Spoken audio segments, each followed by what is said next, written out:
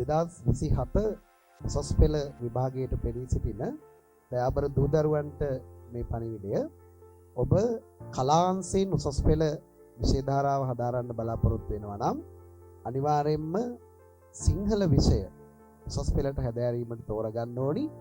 මොකද උසස් පෙළින් පස්සේ ඔබේ ජීවිතය ස්ථාවර මට්ටමකට ගේන්න ඔබ යම් කිසි ආකාරයකට රජයේ රැකියාවක් කරන්න බලාපොරොත්තු වෙනවා නම් කළමනාකරණ සේවය, ගුරු වෘත්තිය ඇතුළු පරිපාලන සේවය, මේ සෑම ශේෂ්ත්‍රයකටම ඔබට අනිවාර්යයෙන්ම සිංහල ප්‍රශ්න පත්‍රයකට මුහුණ දීමට සිදු වෙනවා. ඒ නිසා ඒකේ පදනම විදියට උසස් පෙළ කලාංශයේ දරුවෝ හැමදෙනාම කල්පනාවෙන් අනාගතය පිළිබඳව හිතුවොත් ඒගොල්ලන් තීරණය කරගන්න ඕනි උසස් පෙළ විෂය තුනෙන් එකක් විදියට සිංහල විෂය තෝරගන්න.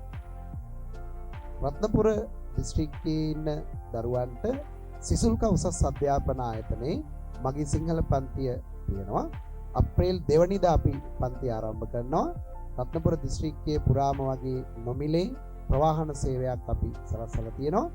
ඔබ සියලු දෙනාට පුළුවන් අප්‍රේල් 2 වෙනිදා සිසුල්ක උසස් අධ්‍යාපන ආයතනයට පැමිණෙන්න බදාදා 2:30ට අපේ ආරම්භක සම්මන්ත්‍රණයේදී විෂය මාලාවන් පිළිබඳව විෂය තෝරා ගැනීම පිළිබඳව ඔබට විශේෂ තොරතුරු ලබා ගන්න පුළුවන්. මේ පහළ දැක්වෙන WhatsApp පණිවිඩයේ WhatsApp අංකයට ඔබේ නම WhatsApp කිරීමෙන් ඔබට අපේ group එකට එකතු වෙන්න පුළුවන්.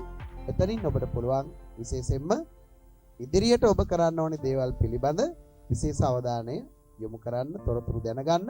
එහෙනම් සීල දිනාටම ආරාධනා කරනවා අප්‍රේල් 2 වෙනිදා සිසුල්ක උසස් අධ්‍යාපන ආයතනයට එන්න. විශේෂයෙන් කලාංශයේ විතරක් නෙමෙයි මුළු දිස්ත්‍රික්කෙම ළමයි එකතු වෙලා ඉන්න විද්‍යා, ගණිත, වාණිජ, තාක්ෂණ කියන සෑම අංශයකම පන්ති සිසුල්ක උසස් අධ්‍යාපන ආයතනයේ අප්‍රේල් 2 වෙනිදා තමයි ආරම්භ වෙන්නේ. ලංකාවේ ඉන්න විශිෂ්ටතම ගුරු මණ්ඩලයක් සහ විශිෂ්ටතම ආයතනයක්.